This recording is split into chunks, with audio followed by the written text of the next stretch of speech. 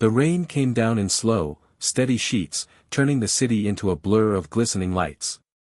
Amelia stood on the marble steps of the towering glass building, clutching the straps of her worn backpack. Her sneakers were soaked through, but she didn't care. Inside, somewhere behind those spotless revolving doors, was the man she had traveled across the city to see, Adrian Hale, billionaire investor, owner of half the skyline, and the one person she believed could change her life.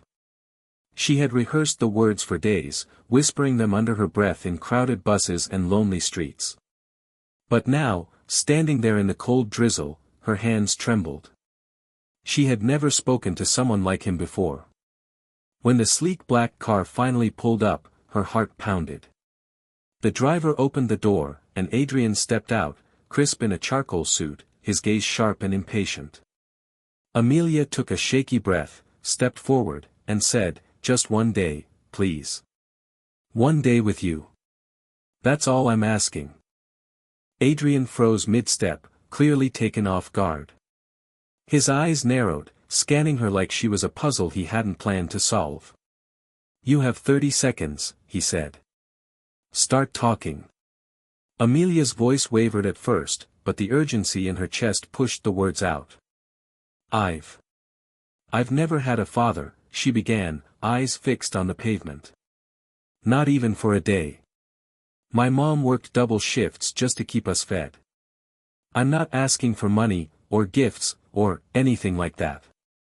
Adrian glanced at his watch, clearly not used to strangers pouring their hearts out to him on the sidewalk. "Then what exactly are you asking for?" She lifted her gaze, and he saw the determination there, layered over the fear. "One day," she repeated. "To know what it feels like to have someone protect me. To have someone on my side. Even if it's just pretend." The driver shifted uncomfortably, as though the scene were too personal for the entrance of a billionaire's office tower. Adrian's expression didn't soften, but his questions became slower, measured. "Why me?" "Because," Amelia said without hesitation, "people listen to you. They look at you like you matter.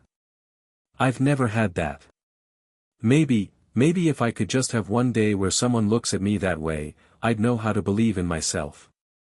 For a moment, Adrian didn't speak. His phone buzzed in his pocket, but he ignored it, still staring at the small, rain-drenched figure before him. The rain pattered against the sleek roof of Adrian's car, filling the silence between them. People passing by slowed their steps, curious about the strange scene unfolding in front of the towering building. Adrian finally exhaled, his sharp tone replaced by something cooler, harder to read. "You do realize," he said, "I don't have time for emotional experiments." Amelia nodded quickly. "I know. I just thought maybe you'd understand what it's like to need something you've never had." His jaw tightened, a flicker of something unreadable flashed in his eyes. He looked at her, really looked, as though weighing more than just her words. Then, almost reluctantly, he spoke. "One day. That's it. And if I agree, you'll follow my rules." Her heart skipped. "Yes. Absolutely, don't thank me yet," he cut in. "We start tomorrow. 7 a.m. My driver will pick you up. If you're late, this ends." Amelia's lips trembled into a smile she couldn't hide. "I'll be ready." Adrian gave one last glance before stepping into his car. As the door closed, she caught sight of him staring out the window at her, not with kindness exactly, but with curiosity, as though she had just cracked open a door he'd kept locked for years. The car pulled away, leaving Amelia on the rain-soaked steps, her mind spinning. Tomorrow, her life might feel different, even if just for a day. The next morning, Amelia was awake long before the sun rose. Sleep had been impossible, her thoughts kept racing with what the day might hold.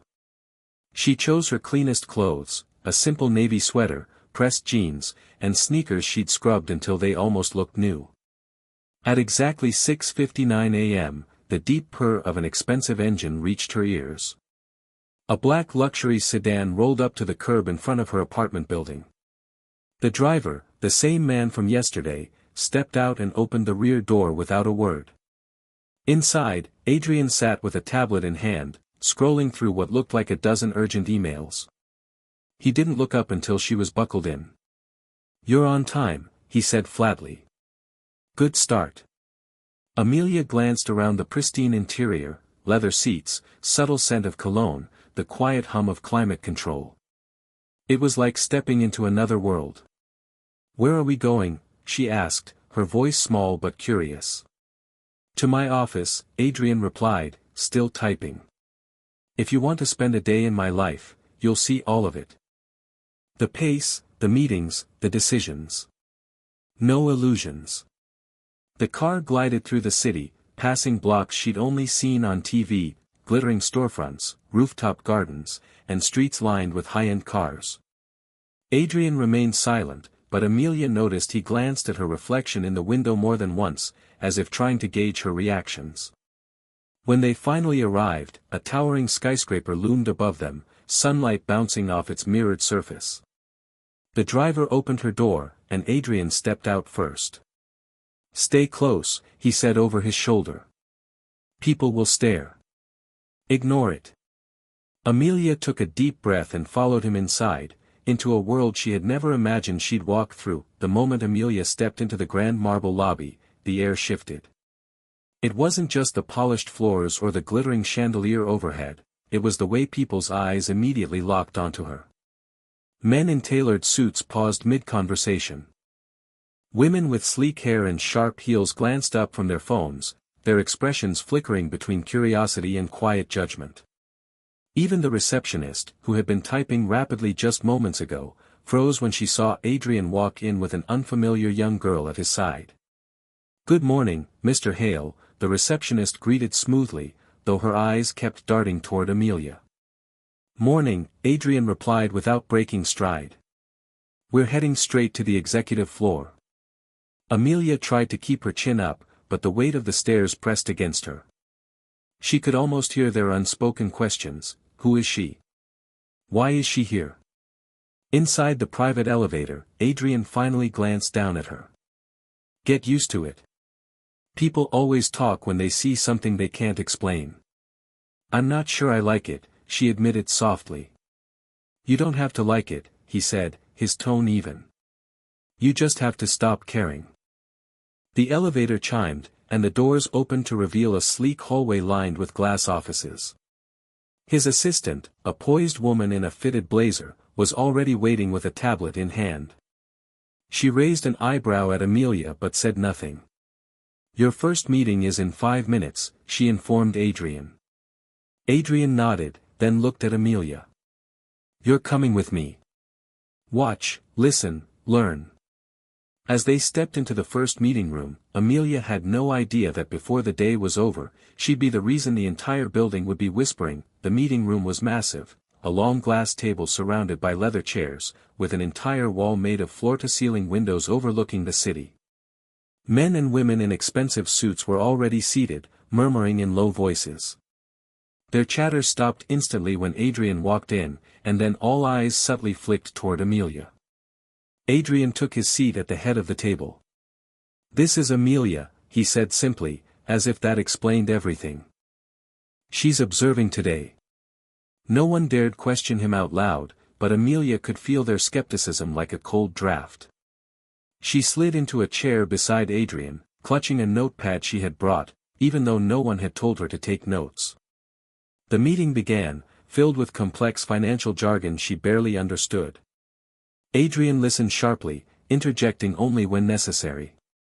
Amelia sat quietly, until a man across the table presented a proposal about a community project. "It's a great PR move," the man was saying, "but realistically, no one from that neighborhood is going to care about the details. They'll just see our logo and," Amelia didn't even realize she'd spoken until the words were already out. "That's not true." The entire room turned toward her. She swallowed, but continued. "People do care about the details, especially when it affects their lives. If you're just doing it for a logo, they'll see right through you." The man frowned. "And you would know this because Because, she said, meeting his gaze without flinching, I live in one of those neighborhoods. The room went silent. Adrian leaned back in his chair, eyes fixed on her, but there was no anger in them, only interest. Noted, he said finally, looking around the table. Adjust the plan. Make it real, or don't do it at all. As the meeting resumed, Amelia caught a flicker of something in Adrian's expression, a glint of respect. After the meeting, Adrian didn't speak right away.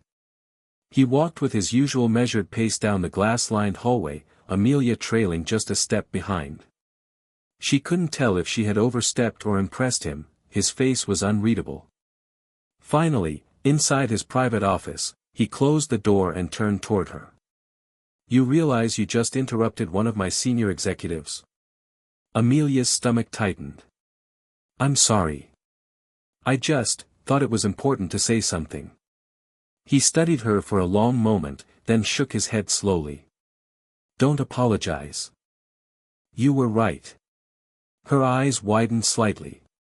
I was. Yes, he said, walking to his desk. Most people in this building tell me what they think I want to hear. You told me what I needed to hear. For the first time that day, his tone wasn't cold or detached, it carried a trace of admiration. You've got instinct, he continued. And you didn't let the room intimidate you. That's rare. Amelia felt warmth rise to her cheeks, but she also felt a strange sense of belonging, like she'd earned a small place in a world she didn't think she could step into. Adrian glanced at his watch. We have a lunch meeting in an hour. Until then, I want you to look through these reports. See if anything doesn't make sense to you. She took the stack of papers he handed her, surprised he was trusting her with anything at all. And as Adrian returned to his work, Amelia realized something, she hadn't just come here to feel what it was like to have someone on her side. She might actually be earning it. By the time noon arrived, Amelia had pored over the reports, marking small notes in the margins. She didn't understand every number, but she caught details others might have overlooked, like a project listed as completed even though its funding was still pending. The driver pulled up to a private restaurant with frosted glass windows and a gold-trimmed entrance. Inside, the scent of freshly baked bread and roasted herbs hung in the air. Waiters in crisp uniforms glided silently between tables. Adrian led the way to a secluded booth where two men in tailored suits were already waiting. One of them was a well-known property developer, the other, a political figure Amelia recognized from the news. Introductions were brief, and soon the conversation shifted to a potential multi-million-dollar partnership. Amelia sat quietly at first, listening to the polished way they spoke, smooth, confident, each word calculated. Halfway through, the developer casually mentioned cutting a certain affordable housing section from the deal to save costs. It was said with a smile, as if it were a harmless tweak. Amelia's hand tightened around her glass of water.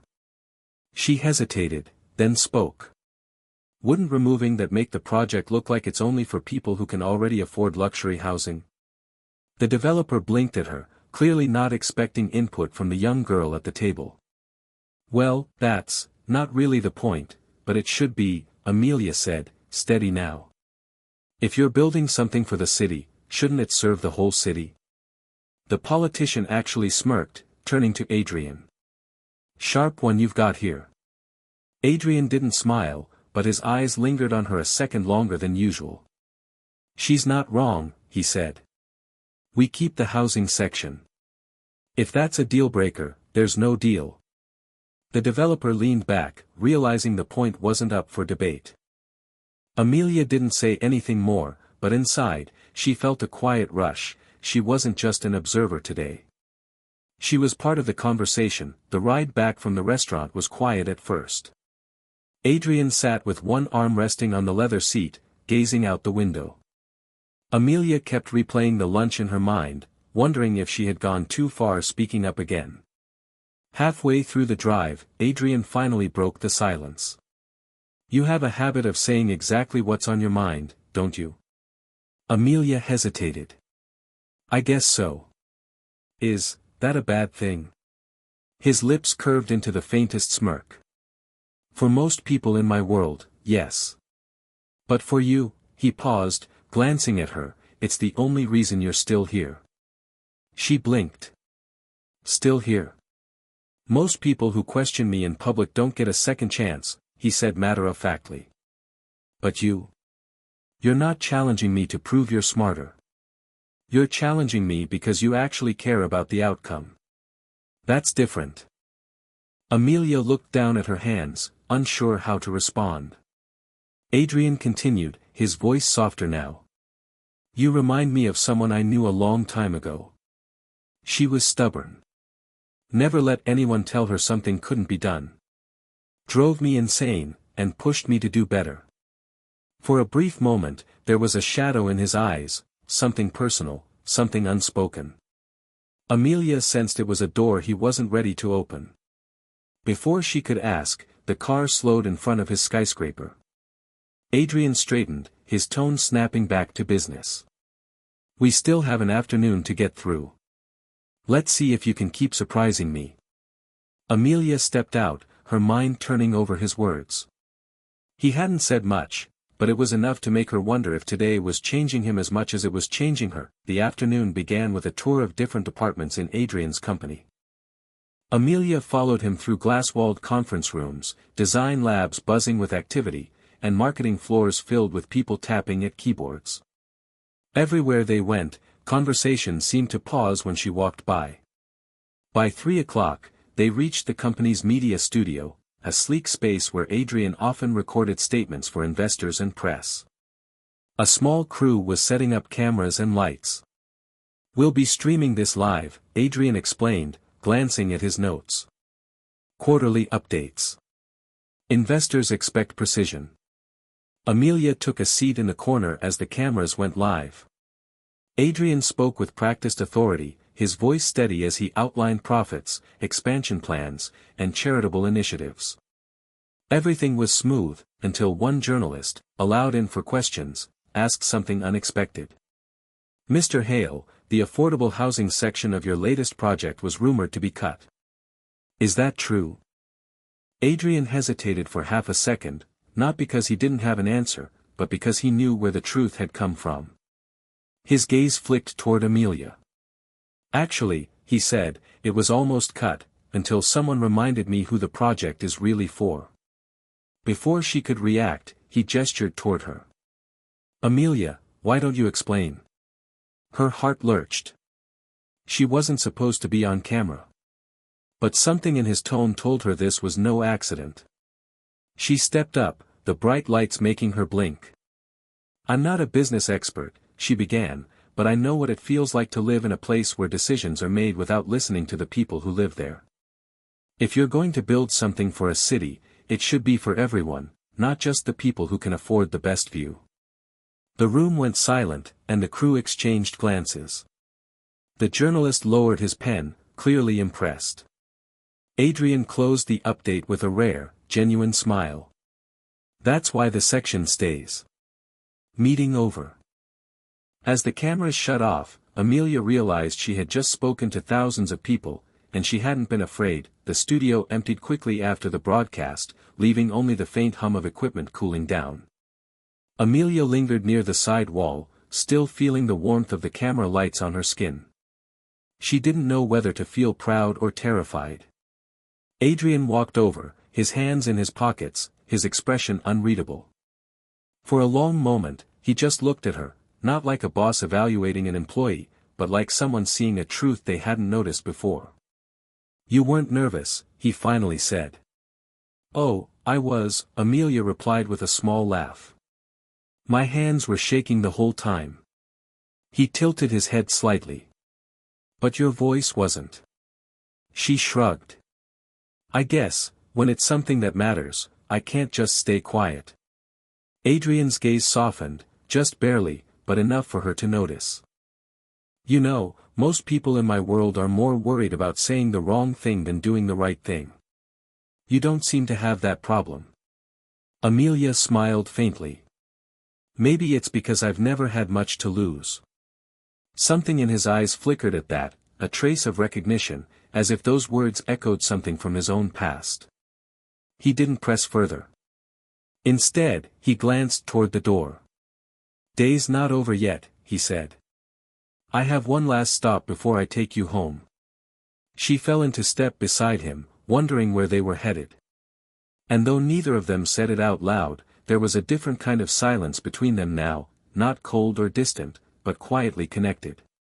The car ride was different this time, no tension, no measured distance. Adrian didn't scroll through his phone or review documents. He just sat back, occasionally glancing at Amelia as the city passed by. After 20 minutes, the car slowed in front of a small, two-story brick building with a freshly painted sign, Haven Youth Center. Amelia frowned slightly. "What is this?" "You'll see," Adrian said, stepping out. Inside, the air smelled faintly of fresh paint and new carpet. Sunlight poured through wide windows onto tables stacked with books, art supplies, and sports equipment. A few kids chased each other in the corner, their laughter echoing in the open space. A woman in a cardigan approached with a warm smile.